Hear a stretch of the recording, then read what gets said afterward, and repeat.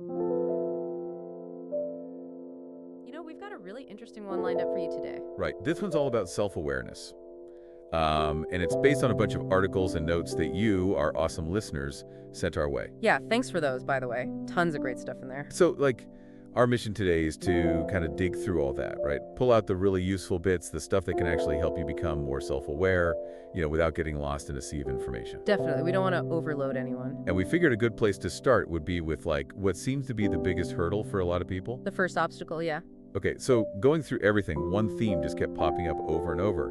And it's this idea that confronting those uncomfortable truths about ourselves, that's like the main gatekeeper to, actually developing real self-awareness. It's kind of like the key to unlocking everything else. Yeah, exactly. And all the stuff you sent really hammers home this point. It's crucial to be willing to look at those parts of ourselves that we'd rather just, sweep under the rug. It's less flattering parts. Because it's like, you can do all the self-help exercises in the world, but if you're not being honest with yourself about certain things, you're not going to get very far. It's like trying to build a house on a shaky foundation. Yeah, that's a good way to put it. And a lot of this resistance, it comes from that very human need to maintain a kind of consistent story about who we are. We like to think of ourselves in a certain way. Right. And acknowledging these uncomfortable truths, it sort of threatens that nice, neat narrative we've built up. It's like it doesn't fit the image we have of ourselves. Exactly. So it's about recognizing those parts of ourselves that don't quite match up. So what kinds of things are we talking about here? Well, think about it like, identifying harmful patterns. Like, do you get defensive when someone offers a suggestion, or do you tend to avoid difficult conversations? Ooh, yeah, or those little passive-aggressive things we sometimes do. I know I'm guilty of that sometimes. It happens to the best of us. And it's not just about, these obviously negative traits, right? It's also about owning our part when things go wrong. Like conflicts at work, misunderstandings in relationships, that sort of thing. Taking responsibility instead of playing the blame game. Yeah, and we got to watch out for those little rationalizations we make, too. Like always putting things off but calling it perfectionism. Oh, I've definitely used that one myself. Me too. But the thing is, the sources really highlight how this confrontation with the uncomfortable is the biggest challenge. It's like that initial barrier. And if you can't get past it, then all the other tools for self-awareness, they become way less effective. They just don't work as well. Yeah, it's like feedback might start to feel like a personal attack instead of a chance to learn. So you're not really open to it. Right. And even mindfulness, it can become another way to avoid dealing with what's really going on inside. It's like another form of escape. Exactly. And ultimately, your personal growth is just stalls. You hit a plateau. Right. There was this really powerful quote that I came across in the material. It's from Carl Jung. Oh, yeah. It says, "Until you make the unconscious conscious, it will direct your life, and you will call it fate." Whoa, that's a heavy one. I know, right? But it's so true. When he talks about the unconscious, he's referring to all those things we're not fully aware of. Our motivations, our fears, our deep-seated beliefs, and they have a huge impact on our lives, whether we realize it or not. Yeah. So I guess the question is, how do we actually deal with this gatekeeper, right? How do we start cultivating that real self-awareness? Well, that's what's so cool about all this material you've gathered. It actually offers some really practical strategies. Yeah, and one that kept popping up was daily reflection through journaling. Oh, journaling. I've heard a lot about that. Yeah, but it's not about just, writing down what you did that day. Like a diary entry. It's more about using it as a way to really examine yourself. Dig a little deeper. Structured reflection. Exactly. And the sources really emphasize using prompts to help you do that. So instead of just rambling, you're kind of guided by specific questions. Right. And the questions are designed to encourage you to really think about yourself. So what kind of prompts are we talking about? Well, for example, you could ask yourself, what was the most prominent emotion I felt today?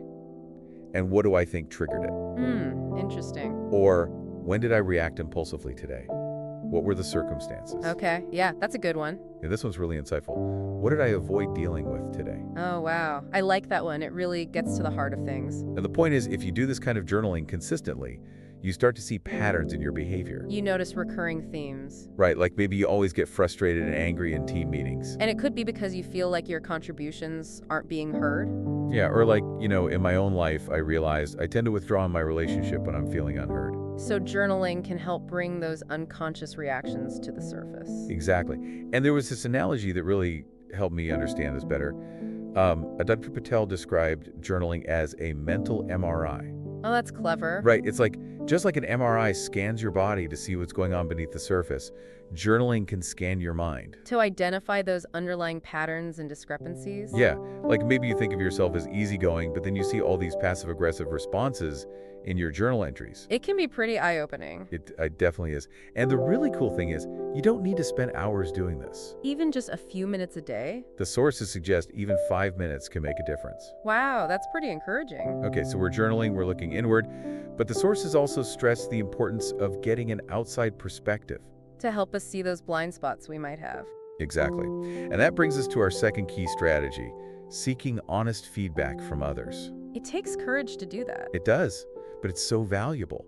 It's like having a mirror held up to you. And the best mirrors are the ones that show us what we need to see, even if it's not always flattering. Yeah, so the sources recommend reaching out to people you trust, like mentors, friends, colleagues, and asking for their honest insights. People who will be straight with you. Right. And it's important to frame the request in a way that makes it clear you're open to hearing it. Like, how would you suggest phrasing it? Something like, what's one thing I do that you think holds me back without me realizing it? Or, can you help me identify some of my blind spots? Those are good. Really direct and open-ended. And the feedback you get can be surprising. And sometimes a little hard to swallow. Yeah, but ultimately it's for your own good. Some of the examples they gave were things like, being told you interrupt people when you're stressed, or that you avoid difficult conversations. Oh, or that you prioritize results over your team's well-being. I've definitely been there. It happens. One story that really stood out to me was about this CEO who saw himself as decisive but was actually perceived as dismissive by his team. Jamal Carter. Yeah, that's the one. It's like he had this blind spot. It really highlights that question, do I want to be right or do I want to be effective? Because sometimes they're not the same thing. And even if the feedback is hard to hear, it's so important to just thank the person and avoid getting defensive. Take it in, process it later. Exactly. Okay, so we're journaling, we're getting feedback. What's the third piece of the puzzle? Mindfulness. And I know that word can sometimes be a little intimidating. Yeah, people think they have to empty their minds or something. Which is pretty much impossible. Right, but it's not about that at all.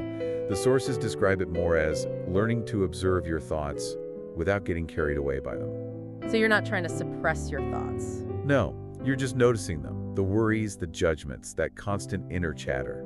Just becoming aware of it. And there are tools that can help with this, like mindfulness apps. Yeah, those can be really helpful, especially when you're first starting out. I remember when I first tried mindfulness, my mind just went into overdrive. It was almost like it was resisting it. Oh, I totally get that. It can feel counterproductive at first. It's like you're trying to be calm and your mind just gets louder. The sources actually talk about that, how it's a common experience. And they offer this really interesting perspective from Lena Chen. Okay, what did she say? She suggests that instead of trying to stop those judgmental thoughts, you focus on the voice that's doing the judging. So you're kind of observing the observer. Yeah, and you start to question where that voice is coming from, what experiences shaped it. That's fascinating. So instead of fighting your thoughts, you're kind of getting to know them. Exactly. And the amazing thing is, with consistent practice, mindfulness can actually help you create a pause button between a stimulus and your reaction. So you're not just reacting on autopilot. Right. You start to have a choice in how you respond. You gain control. And one of the sources put it really well. They said it's like becoming a curious observer of your mental junk drawer. Ha, I like that. Right? You start to see all the stuff that's in there and where it came from. And ultimately, that brings us back to confronting those uncomfortable truths. Because by observing our thoughts, we can start to identify those beliefs that might be holding us back. Exactly. So we've got these three powerful strategies. Journaling to help us understand our patterns, seeking feedback to reveal our blind spots, and mindfulness to help us become more aware of our inner world. It's like a toolkit for self-discovery. But, one thing the sources really emphasized is that self-awareness isn't a destination. It's a journey. It's ongoing. And it's not always easy or comfortable. There are going to be times when you're like, oh, really, that's me. But that discomfort is often a sign that you're growing. One of the sources said, growth lives in the cringe. And it's so true. The benefits of self-awareness are huge. They really are. The sources mention things like better decision-making, deeper relationships, less stress, and even career advancement. Pretty compelling, right? Yeah. But of course, there are challenges too. Like what? Well, feedback can be tough on the ego, and these practices take time and effort. And sometimes you might overthink things. It's all part of the process. So, to sum it all up, we've talked about how being willing to confront those uncomfortable truths about ourselves is the foundation of self-awareness. It's like the first step on the path. And then we have these 3 practical strategies to help us along the way: journaling, feedback, and mindfulness. Powerful tools. And it's important to remember that self-awareness is a continuous journey. It's not something you achieve overnight, It takes effort and commitment. but the rewards are worth it. So listener, as you go about your day, we want to leave you with a thought. What's one uncomfortable truth that might be relevant to your journey right now? What's one thing you might be avoiding looking at? Taking a moment to reflect on that could be a really powerful first step. And maybe you could try out one of those journaling prompts we talked about. Or reach out to someone you trust for some honest feedback. Even just a few minutes of mindful observation can make a difference. Thanks for joining us for this deep dive. We hope you found it valuable. And we hope it inspires you to keep exploring yourself. Until next time.